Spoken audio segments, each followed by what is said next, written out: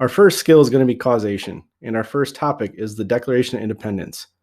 So what were the causes of the Declaration of Independence? I'm not going to cover every single cause, but we'll highlight several of them and the flow of events that led up to the Declaration of Independence.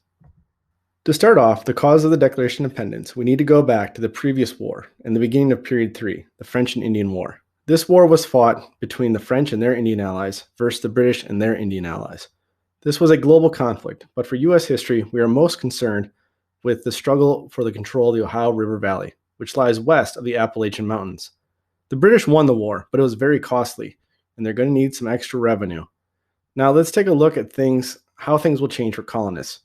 Before the war, the American colonists enjoyed a degree of autonomy under a system of salutary neglect, in which the British allowed the colonists to run many of its own affairs in the colonies, including self-government, albeit with British oversight.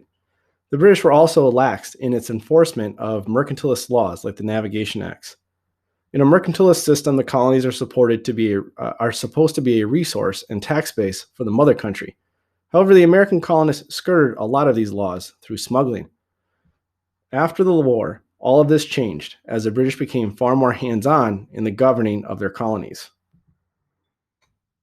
Let's take a look at the restrictions of colonist movement as a cause for the Declaration of Independence. One of the first acts to draw the ire of colonists was the Proclamation Act of 1763, which forbid colonists from moving across the Appalachian Mountains. This impacted settlers looking to farm the rich soil of the Ohio River Valley and fur traders looking to trap animals in the region.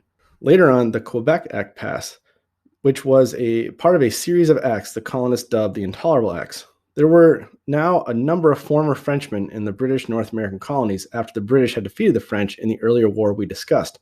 The French were mostly Catholic, so the British extended the colony of Quebec, which was a Catholic colony. This angered the largely Protestant British colonists. Again, I'm only going to just hit upon some of the taxes and laws that were passed in addition to some of the colonial responses. This is by no means comprehensive. In 1762, the writs of assistance were passed, which gave government officials the ability to search without warrants with the goal of trying to end smuggling. Along with the previously mentioned proclamation line in 1763, the British set about to more strictly enforce the Navigation Acts and the mercantilist system by restricting the colonial trade with only Great Britain. In 1765, the first Quartering Act was passed, and there will be another one with the Intolerable Acts later on. The Quartering Acts meant that the colonists may have to room and board British soldiers on their own dime. In 1765, the Stamp Act was passed, which meant taxes on official papers, legal documents, and newspapers. Colonists would protest this Stamp Act with the Stamp Act Congress, and they were successful, and it was repealed. However, it was replaced with the Townshend Acts, which the colonists then boycotted. In 1770, the Boston Massacre occurred, which was a colonial protest in Boston at a customs house.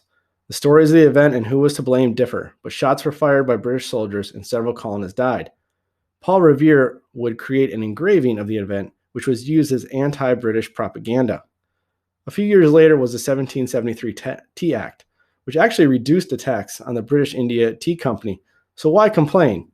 Well, it gave a monopoly to the tea company, and it had an advantage against the colonist black market tea. This also leads to the Boston Tea Party. In 1774, the Intolerable Acts were passed, which closed the Boston Harbor. Town meetings were restricted. There was a new Quartering Act, and the Quebec Act was all a part of them, which we previously mentioned. In 1775 and 1776, there were several colonial responses to the Intolerable Acts. Colonies sent representatives to the Continental Congress, which drafted the Olive Branch Petition to the King of England, looking for compromise on British acts and a decrease in tensions. However, the king rejected it. Early in 1776, Thomas Paine wrote Common Sense, which was a widely read pamphlet across all of the colonies. Fighting had actually broken out well before the Declaration of Independence in some small-scale battles in Massachusetts. The British attempted to disarm Massachusetts militia.